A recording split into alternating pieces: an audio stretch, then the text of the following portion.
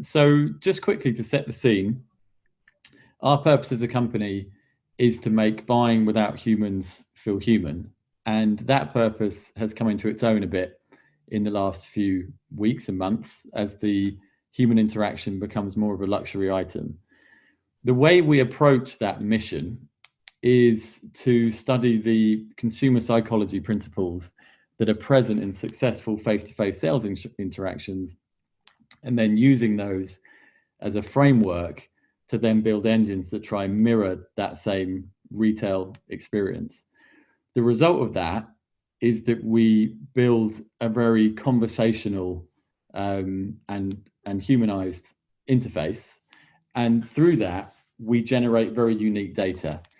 And whereas you will obviously see and monitor what's happening at the moment in uniques and sales and purchase behavior, what we get to see is the why, because we get to see the decision-making criteria of people, what they're thinking at that point of decision. And so what we thought would be the most helpful thing that we could do for our customers at the moment is to basically pull that profile data together and use it to give you an additional lens of what's happening at the moment through the eyes of the needs and requirements and behavior of the customer, the why. So that's what we're going to do today. So in terms of how we're going to structure this, we're going to basically answer three questions. The first is, how is the media digital mix changing? So obviously, again, you have all of your own data on this. I think what we can add is, first of all, a more industry-wide view, so that you can kind of cross-check what you're seeing versus what generally others are seeing. And also, we're going to be showing and shedding a bit of light on the actual mix of customers as well, and yeah, what we know about these customers that are coming through. The second question we're going to answer is how customer needs are changing across the industry. So obviously, this is our kind of key area, and we want to give you a really good sense of how customers' decision making is changing. So despite the fact they're buying quite often long-term contracts, which obviously in this market, your TV, your broadband contract can be quite a long commitment. What we're going to show you is how people are buying those long-term commitment purchases right now and how their decision-making criteria is changing. And then finally, we're going to show you, based on this data, how our engine can be used to help respond to that, and how we're working with some different partners on a few different solutions. Now, hopefully you can all see my screen, by the way. I'm sharing my screen, and we're going to walk you through some of this data and show you some of these visuals. If you do have any questions, please do post them. I think we'll see questions pop up. So if you do have a question, please do post it and we'll try and respond. So just a little bit about the data we used in this research. We used over 600,000 customer interactions of customers coming in and building a profile within our engine. And we predominantly used data from 4 industry-leading broadband TV partners in UK and Europe, which has formed the basis of this. And then we've supplemented that data with 7 tier 1 telcos in the UK and US, which has helped us to really validate some of the findings. So that's what's kind of gone into this. So at this point, I'm going to hand you over to Emily. Emily's one of our lead analysts at 15 Gifts, and her and her team have been working hard to put this data together. So Emily's going to walk through these first 2 questions, and I'm going to just jump in where I think I can help with the narrative bit. So over to you, Emily. Great, thanks, Tom. So I'm going to start off by talking about how the digital mix is changing. We all know that with COVID, we've gone through quite a significant and now actually quite an extended period of change, with next to nothing happening before March, and then a flurry of activity where people were changed to drastically change their behaviour between the 16th and 23rd of March. Since then, very little advice has been given beyond that people should just expect more of the same. What that's translated to for the media industry websites is that there's been a large variation in the number of unique customers visiting media websites during this time. From just under 1 million people before those behavioural shifts were encouraged, up to 1.5 million in the busiest week, and 97% growth in the number of customers coming online, before returning to a familiar just under 1 million in the more recent period. Although we're seeing a similar number of customers, the behaviour of those customers has shifted, and that's what we're going to be focusing on today. And because of those 4 very distinct periods of customer behaviour, we've decided to split those 12 weeks into 4 segments, moving from pre-COVID to the peak change in behaviour, coinciding with the week where we were all told to socially distance, as well as key media dates such as the launch of Disney Plus in the UK and the beginning of the UK lockdown. The lockdown fatigue period covers when in the UK we were told we were all going to be at home until at least the beginning of May. And finally, the last 3 weeks where we've seen the number of individuals on media websites return to pre-COVID levels, though these customers are shopping very differently to what they had been previously, and that's what we're going to explore now through a few different metrics. Firstly, it's vital to note that although customer volumes have reverted back to pre-COVID levels, conversion's actually at the highest it's been over the period, with 2.7% of customers going on to make a purchase in April or May. Although there was that spike of traffic in the initial peak period, those customers were more likely to be seeking out support rather than purchasing. Customers on site now are the ones that are more committed to buy than they've been for the last 3 months. And this is quite an interesting one because there are 2 things going into this, we think. One is, as Emily said, this peak of traffic that we definitely saw a big bulk of coming from existing customers. So as that died off, then obviously because we're looking at acquisition sales, naturally the conversion is going to go up because the existing traffic is going down. But actually it hasn't dropped down, obviously you can see quite clearly, to the before level. So this is also about a change in customer behavior. This is about less of the customers who are coming in to browse and just to generally sort of look around perhaps for future. And now this is more about people shopping with intent. And those that are shopping are there to buy. That whole type of sort of, perhaps when you're commuting or whatever, just sort of long-term browsing seems to have died away. And that's something we're seeing not just in media, but actually across all of our partners, that change in shopping trend.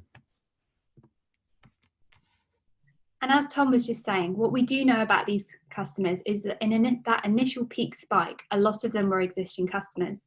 We saw 23% more existing customers coming into our engine than normal. But as our partners started to create more tailored journeys for those customers to be able to do things like remove sports packages or amend other add-ons, we saw the number of online existing customers drop back down to normal levels. And this was interesting in a few things. First of all, that so many existing customers tried to use the engine. That's something that we really were quite interested in, because obviously the engine positions itself as help me choose. It's clearly within the prospect flows. So the fact that existing customers were within those prospect flows looking for help and were sort of drawn to something that said help me choose is quite interesting. And for future, for us, sort of gave us a bit of an insight into how we could support in those times. But actually, the fact it's dropped off, as Emily said, is pretty much a good news story, because we've seen some pretty remarkable turnaround times from some of the brands we work with in terms of spinning up new journeys and flows and basically catering to these key questions that people have. And we can absolutely see that now play out in the engine, because they're now less likely, much less likely, to want to try and use the engine because they're so desperate for this help they were looking for. So one trend that seems to be a consistent shift that we've seen since that sudden peak of COVID traffic is that customers in general are just taking much longer to make decisions around what they want to purchase. In the last month, we've seen the average time it takes to complete the 15 gifts journey increase by 6 seconds, with 10% more customers taking more than 4 minutes to go through the journey. And we see that translate to when they're making a purchase as well. We've seen 7% more customers taking a day or more following their recommendation to decide to make a purchase in the most recent period. And this is a really key one. I mean, there's 2 factors going into this. One is obviously you've got a less digital savvy customer group coming online, where perhaps they may have started in retail or on the phone, whereas now they're sort of pushed into digital earlier. So you've got this more cautious, considered, less savvy customer. But also we think there's something going on here with the buying cycle as well, because whereas you may have started your buying cycle in another channel and come on to buy, now customers who are savvy are just still starting their buying cycle on digital earlier. So we're seeing a kind of buying cycle effect happening at the same time. But either way, I think the clear message here for everybody is that online has to work harder than ever. People are being considered, they're taking longer to make that decision, and therefore online has to work harder.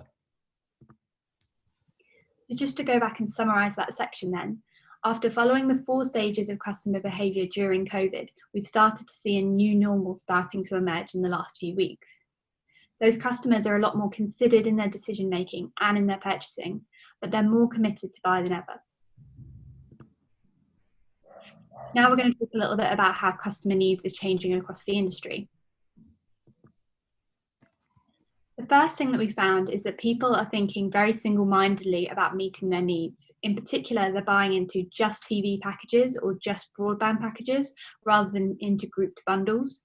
From what we've seen, people have quite a set mindset. They're either on site to meet needs around entertainment, so they're filling time where they're stuck indoors, or they're focusing on productivity and meeting new needs around working or learning from home.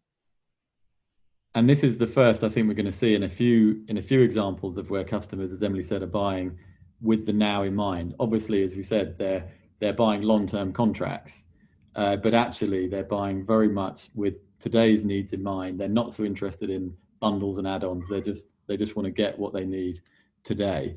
And this is a trend we're going to see going through. But a lift of 105% of TV is pretty remarkable across multiple brands. So for TV, what that's meant is that customers end up focusing on quite bingeable content. Things like box sets are far more popular, whereas sport, which in the majority of instances has been cancelled at the moment, has become far less important. It's very in-the-moment responses, addressing their current situation and thinking. And a message here is around what happens next, because with so many customers making decisions in the moment and not really considering the next, the biggest chunk of their contract, which hopefully won't be in the current situation. What does that mean for what's coming next? And what we would predict, as I'm sure you are, is a really steep rise in existing customer requirements, where people will then want to change their packs, update their products to meet the new needs. So certainly being prepared and being ready for the scale of that existing customer requirement from all the customers you're getting now is a pretty important point. For broadband, it's far more focused on meeting those productivity needs that we spoke about. So people needing to video call, we've seen an 80% increase in that since the beginning of the period. People working from home. And then what we've seen is that those crossover needs, so things like watching catch-up TV, using your internet, it just becomes far less important to the customers. And an interesting thing to layer onto this is the fact that what we're going to come on to later, and what we've seen when we've studied with our telco partners as well, is that customers are actually more willing to spend on being connected than ever. So whereas spending generally obviously is going down and in many different industries, when it comes to being connected, your broadband, your phone, your data, your minutes, whatever it might be, we're seeing almost universally a lift in the amount people are willing to spend to get it right. So I think the message is, if your messaging and positioning matches their needs now, customers are actually more willing than ever to spend on these types of products. That brings us on to one of the only exclusions to that rule that we found, landline. So whereas there's that focus on productivity and connection for broadband, where customers are really willing to spend, even though we're in this period where people are relying on technology to communicate, we're not seeing a shift towards more comprehensive landline packages at the moment.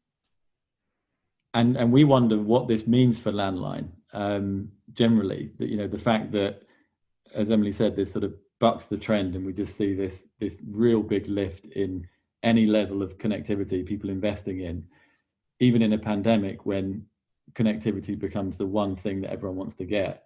The fact that there's actually a drop off in landline, what does that mean for landline in the longer term? So something that we've seen across both our telco and media customers is that people are increasingly tell us that the way that they're going to meet these new and changing needs is using tablets. So we've seen a 65% increase in users saying that they're going to use a tablet on their broadband for the needs such as entertaining their kids. It's not really what customers are using to shop on media websites, but it is what they're going to be using their products for.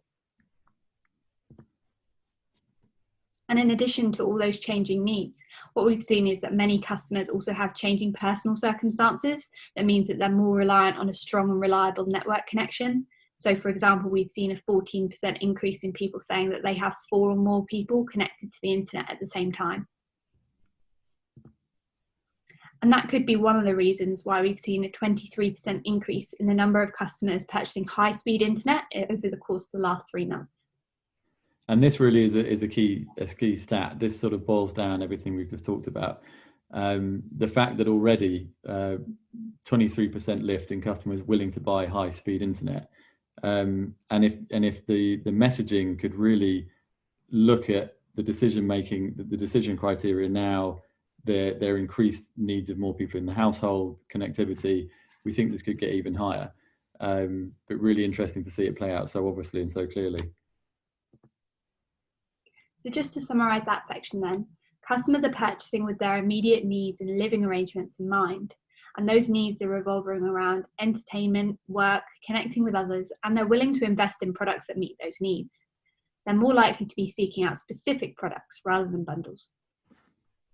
Thanks, Emily. So in the third part, we're going to look at how we are currently working with our partners to adapt the engine to meet this changing behavior and changing needs, and a few examples of how we can help. So the first part is just around how we actually engage customers. So if we know how customers are thinking, we know the key decision criteria that they have in mind, the concerns they have in mind, we want to be able to use those to engage customers in just the right way. So we're looking at building a suite of launch pads that will basically start integrating a lot of this data into them. So for example, in the right pages, having a launch pad which talks about being stocked up on box sets and finding a TV pack that does that, having messaging around staying productive and around finding the best broadband to suit your connectivity while working from home. So just making sure that we basically use this data to make sure we're engaging people at just the right way. The second thing we're looking at and working on with a few different people is the journey itself. So obviously it's quite easy for us to sit here and say, oh, you should change your messaging, you should change your positioning around all these needs. But obviously it's incredibly difficult to change customer flows within a website to meet these changing needs quickly. So how we can help is to spin up and test these slightly different flavors of journeys that really cater for what we're seeing in our data. So a few examples of that. One is having a journey for customers who are actually buying for someone else. So we're seeing that being slightly more of a trend, not just in media actually, but telco as well, where customers are buying for parents or grandparents. So actually having a journey that caters for that. We also want to change how we're talking about products. So when we're talking about the needs of customers, both TV, broadband, we really want to bring a focus on working from home and video calling and all those things that we know are important now, so that when they go through that journey, they feel confident that this journey is talking to them in language that makes sense today, and it doesn't just feel like an engine that was created for times before. And then finally, looking at ways that we can actually start to subtly introduce sort of upsells and products based on what we know people are thinking about right now. So where relevant, starting to introduce on-demand content, Netflix, box sets, but just really starting to position that more proactively to meet that obvious need that we've seen. Once someone gets to the recommendation, the engine can help a bit here as well. So one of the things we're doing is we're integrating COVID support data narrative into the actual recommendation screen. So one thing that brands are doing really well is putting content, COVID-19 content, in all the places where they know they need to lift confidence. So we want to basically take that and make sure that at the moment when we want them to make a decision and go through to cart, that information is there. So it builds the confidence and ultimately stops them going back to the site to find that out. And the reason why this is so important, obviously, within this market is because people are genuinely concerned about installers coming into their home and how that works and everything else. So more so than any other industry, I would say that this is a key concern. and integrating it within the body of the recommendation screen allows people to access that information. One other thing we're working on is when partners are having issues with chat. So this certainly won't apply to everybody, but what we've heard and understood is that some brands are really struggling with call center availability, but also chat availability, depending on what's happening and where their chat is held. In some cases, actually, chat centers being shut down altogether. So what we've done is we've built a tool that allows for the chat agent to launch the engine. So if it's a particular busy period, or if this customer is upper funnel sales conversation, rather than have to have that conversation at their own discretion, the agent could say, hey, why don't you use this tool? It will help you find the right product. If you want to chat to me afterwards, you can come right back. At the end of the engine, there's obviously a button to chat to the agent. When they click that, we pass the profile data through to the chat advisor, so they have that and they can carry on. So it's totally at their discretion, but it just gives the advisors one more tool to use for us to help pick up the slack a little bit. And then finally, the data itself. So the data we've been looking at today, as I say, have been built from these traits profiles. And when we say a traits profile, this is what it basically looks like. It's a set of decision drivers, information about their household, the product they're most likely to buy. We've started to look at things like credit score and the offer they're most likely to resonate with. And what we want to do is operationalize these profiles so that you can access them and use them across the business. The key here is that these are prospects. And I think this is the most important thing. You know everything about your existing customers, but very, very little about prospects, because obviously you only have their browsing data and so on. So this is why this information becomes so important. These are prospects that didn't necessarily go on to buy. So what can we do with it? The first thing is you can use it to basically run your own analysis. So we want you to be able to monitor changing needs and behavior in the way that we have here, so you can respond quickly to that. But perhaps more importantly, you can use these profiles to power personalization campaigns. So we can integrate these profiles into Audience Manager or whatever the tool is that you use, and basically work with you to create personalized experiences that really match what that customer cares about, so that when they've used the engine, the site thereafter looks and behaves quite differently. And now more than ever, as I think this data has shown, that is what online needs to do. It really needs to work harder for these customers. And finally, chat. We mentioned it before about picking up the slack. And again, another way we can help do that is if you use the engine, make sure we pass that profile into Nuance or LivePerson or whoever it is, so that that agent has that information, so that when they do use chat, if they do use chat, then it's an efficient conversation for that agent and they don't have to start again. So some really important ways that we can help using that profile. So that was the sort of whistle-stop tour. I hope that was useful. Thank you again for joining. The customer success team that work with each of our customers on the line will be following up to build a success plan, or if they haven't already, around these ideas and how we can help over the next weeks and months. But if you do have any questions in the short term, either reach out to me or to them, and we'd love to chat. But thank you very much for your time.